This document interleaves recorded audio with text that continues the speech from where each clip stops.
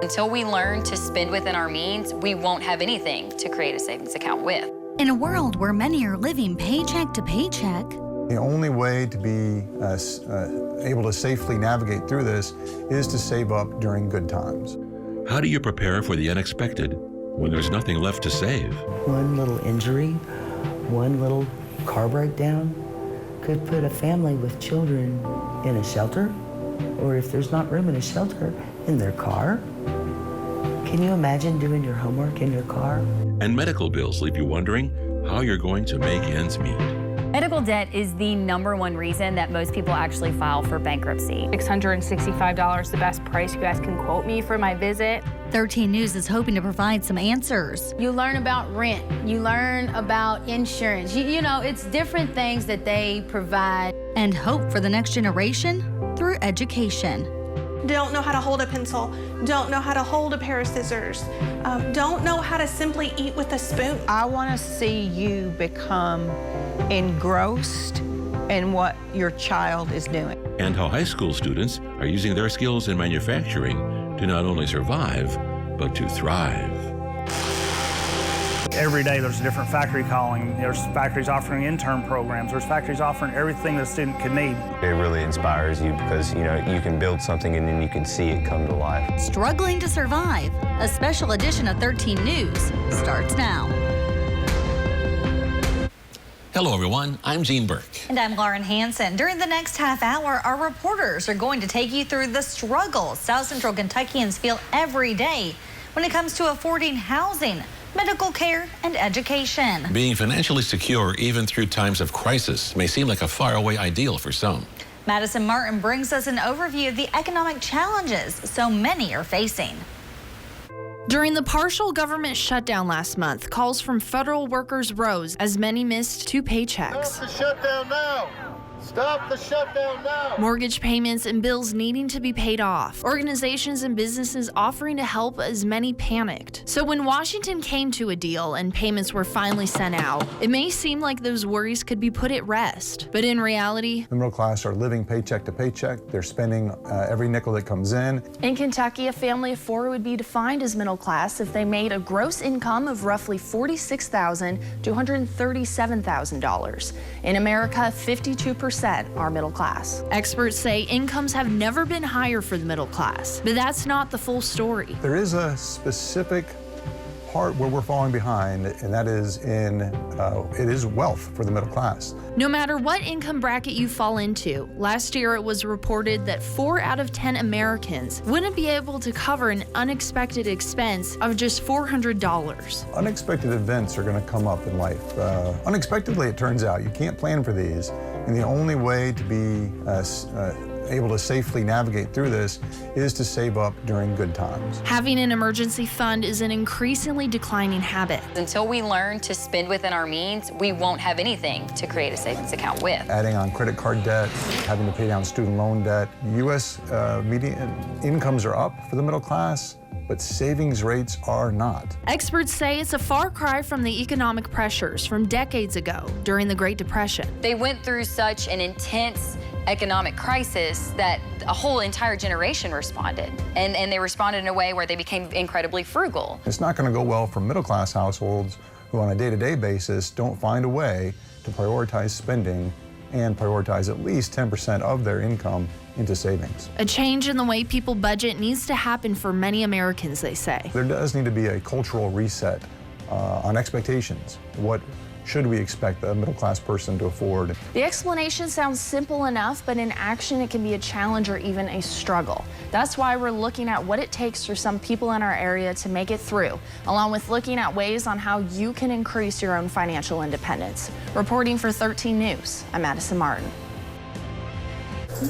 Southern Kentucky 211 is a contact center through United Way of Southern Kentucky that helps people with health and human services. For 3 years, the center has been providing callers with information about things from utilities to addiction support. Several people are being helped. We actually received over 17,000 calls since we launched in July of 2016.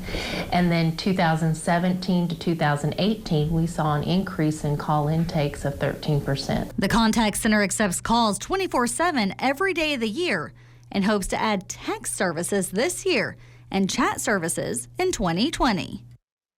I mean, I can remember reading that letter because of blah, blah, blah, you know, and no more health coverage. Where do I go? What do I do? Next on Struggling to Survive, a look at health insurance in our country and 2 centers offering more affordable care.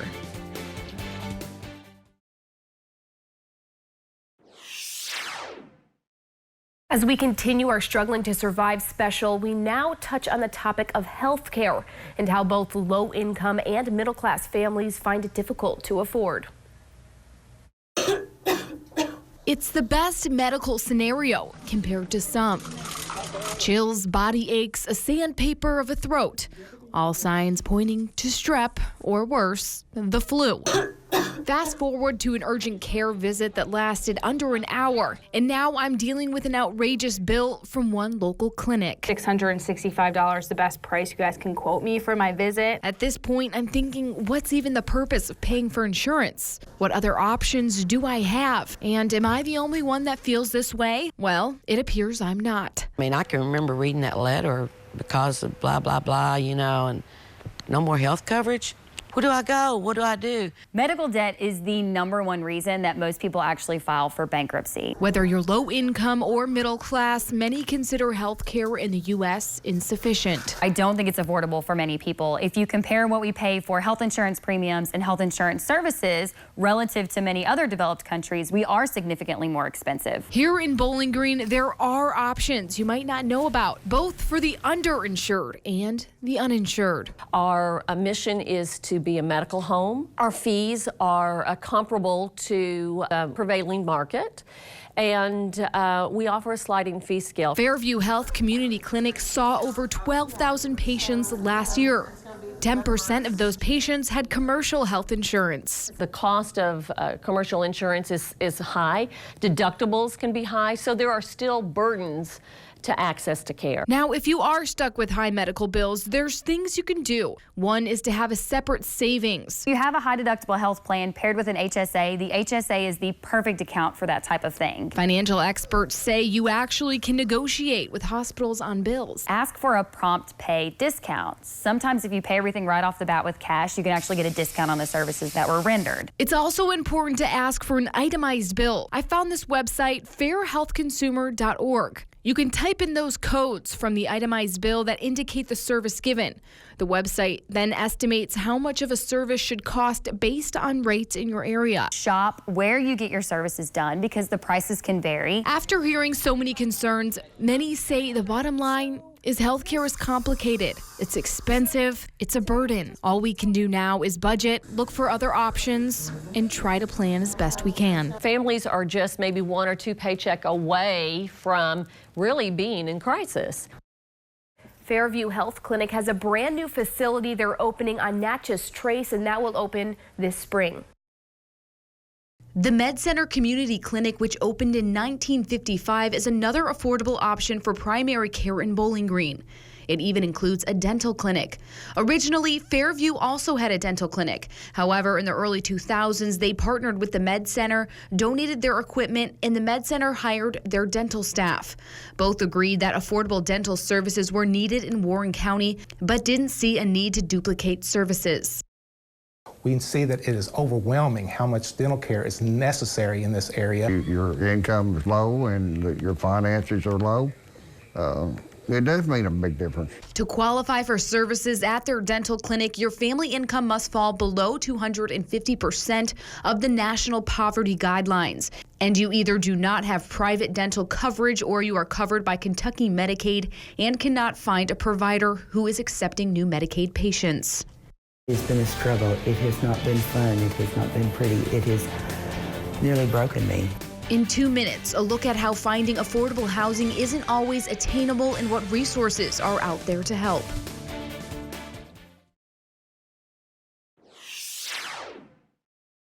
Welcome back to a special edition of 13 News, Struggling to Survive. We've learned that Americans are making more money than ever before, but we're saving less. That's one of the reasons so many people in the middle class can no longer afford to buy a home. But it's just one of the reasons. We used to have people that would, they get out of college, they get married, they start a family, and we'd have first-time home buyers' homes. We'd have that as an inventory. And these days, that's gone away. Realtor Steve Cherry says that's because the development cost, the builder cost, and the prices developers must pay for the land have gotten really expensive. Plus, folks are coming out of college with more student debt than ever before. But help is on the way. Cherry says there are 2 major projects being developed in Warren County right now to help provide affordable housing to first-time home buyers. They're going to be on smaller lots. They're 50 foot wide, about 150 foot deep, and those homes will be built smaller so that they are affordable. We're calling it affordable housing, and that is the really big thing that we need in this town right now. One of those developments is right here on McClellan Road, just off Nashville Road, where about 52 lots are going in. And the other is here on Plano Road, just off Scottsville Road, where they're creating around 236 new home sites. And when somebody buys that first new house, it just triggers other things to happen on up the line. So we've got to have the starter home in order to move people on up the line and make the market what it really needs to be. So that's a start, but a recent survey by CareerBuilder shows almost 8 out of 10 American workers say they live paycheck to make ends meet. And many members of the middle class may not realize just how close they may be to being homeless. One little injury, one little car breakdown could put a family with children in a shelter, or if there's not room in a shelter, in their car. Can you imagine doing your homework in your car? Kelly Violi recently moved into a home through the Housing Authority of Bowling Green. It has been a struggle. It has not been fun. It has not been pretty. It has nearly broken me, but there have been some amazing people here at the Housing Authority. Kelly made it, but right now, millions of middle-class Americans are struggling to survive. So will there be a home in their future? If we can get some brand new construction on the market in the $175,000 to $200,000 range, that's really the hole that we're going to fill. So although they may have to settle for a smaller house on a smaller lot than they wanted, there are ways for members of the middle class to become homeowners at a lower cost than they thought. The Housing Authority of Bowling Green has launched its mobile grocery store. The revamped bus will go into the community to sell groceries to the tenants who live there. It's going to really be a blessing. A lot of people in this part of the town have no transportation to get back and forth to the grocery store, so we hope to bless their lives with being able to pick up groceries. This is just the start of this effort to help feed people in the community. The mobile grocery will make its rounds weekdays from 9 to 1:45. To also help fight hunger in our area, Feed the Need began in 2009 as a response to the increased need of food in our local community. United Way of Southern Kentucky continues to support local food pantries by accepting donations as part of their annual Feed the Need drive, which just wrapped up. All donations benefit food banks in the county in which they're collected. When he came in, he really didn't know many of his colors. He really didn't know how to count very much. Next in Struggling to Survive, a free preschool in Bowling Green is helping children on the west side of town prepare for kindergarten.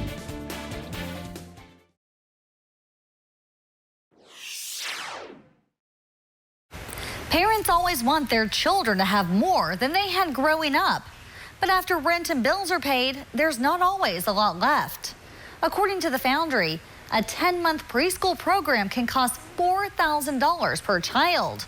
Now we'll take a look at the next generation and how the Foundry provides free schooling to 55 students who need it the most. If you're happy and you know it, roar out loud. Giving children the building blocks they need to succeed is the goal of the Foundry as they strive to break generational poverty through education. When he came in, he really didn't know many of his colors. He really didn't know how to count very much. Kiosha Owen's son AJ is 4 years old and her second child to attend the Foundry. Children that without any intervention and from a poverty-stricken home are automatically 18 months behind. So many come in so unprepared. Don't know how to hold a pencil, don't know how to hold a pair of scissors, don't know how to simply eat with a spoon. As of the 2015 to 2016 school year, only half of Kentucky kids tested kindergarten ready. In the west side of Bowling Green, the numbers are even lower. On this part of town, 74% of them are testing not ready. The Foundry is also helping the parents. They have to meet a number of requirements, including being employed for 20 hours a week or being in school part-time, and attending 6 parenting involvement classes. You learn about rent, you learn about insurance. You know, it's different things that they provide. I want to see you become engrossed in what your child is doing. If you feel like you're all alone in the world, you can come here and ask Miss Susan, hey, you know, I have a question, and she will figure it out. As the children and parents work to build a better future, those with the Foundry hope they feel the investment. You're happy and you know it, jump up and down. As they move on to kindergarten and beyond. Not only changes the child, it changes the family, changes the neighborhood, it changes the community, it changes the generation. In the air, draw a circle. The Foundry is free to qualifying families. 72% of funding comes from private donors, and the other 28% comes from grants and subsidies. To help foster a love of reading, United Way of Southern Kentucky celebrated Read Across America Day by getting volunteers to read to children at the We Care program, which is part of the Family Enrichment Center. The program has 40 students in 5 classrooms. We have done activities all week long related to Dr. Seuss. And then today, United Way, we are very thankful to them. They sent us 3 volunteers from Scott and Murphy who came and read to our children. Read Across America has been around since 1998 and always takes place on or near March 2nd, which is Dr. Seuss's birthday. What I noticed is that students who are leaving at 18 years old, if we don't create a seamless transition into the workforce, what we're seeing, those kids just drop off the map. A look at how some students are taking a less traditional path to career readiness and thriving instead of just surviving.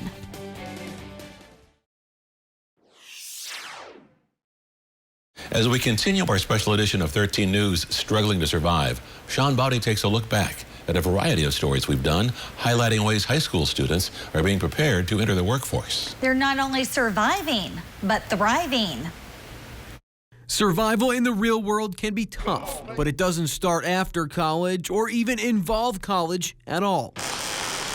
What I noticed is that students who are leaving at 18 years old, if we don't create a seamless transition into the workforce, what we're seeing, those kids just drop off the map. Local businesses across South Central Kentucky have pitched in over the last few years to make that transition into the real world a little bit easier. Every day there's a different factory calling. There's factories offering intern programs. There's factories offering everything that a student could need. For those business and industry partners, it's a no-brainer. It's just a natural fit for us to be able to make that type of investment. We look at our time spent with the schools as an investment in our future. School systems receiving top-of-the-line equipment identical to the technology used by local industry. The exciting thing is we're still figuring it out. It looks a little bit different every day.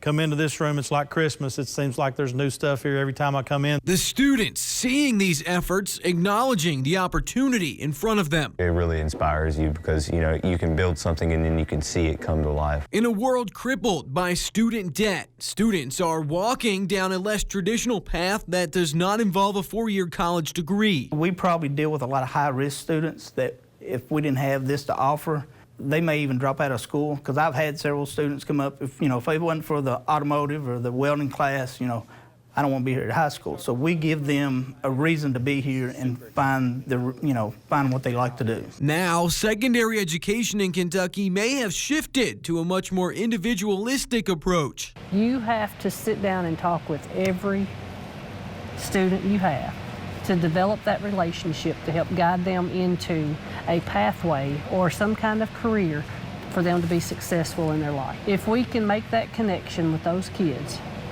that's what success looks like. That's success wrapped up in a bow. Covering your hometown, I'm Sean Bowdy, 13 News. Thanks for watching our special edition of 13 News. You can rewatch any of these stories on our website, WBKO.com. We'll continue to follow the solutions for those struggling to survive. For now, I'm Gene Burke, along with Lauren Hanson. Good night.